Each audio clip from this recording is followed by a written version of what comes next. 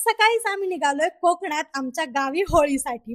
पण कुठेही निघायच्या आधी पेटपूजा महत्वाचीच. नाही नाही, यावेळेस मिसळ नाही खाल्ली.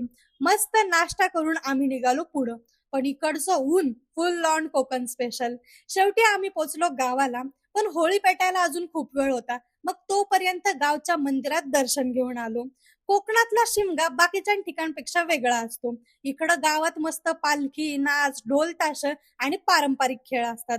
आणि सगळ्यात खास गोष्ट म्हणजे संपूर्ण गाव एकत्र येतो. एका गावाची एकच होळी.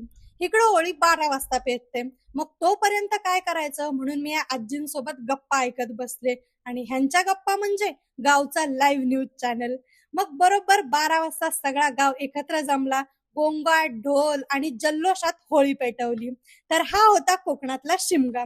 उद्याच्या व्हिडिओत बघूया आपण कोकणातली पालखी. तोपर्यंत अकाउंटला फॉलो करायला विसरू नका. Bye bye.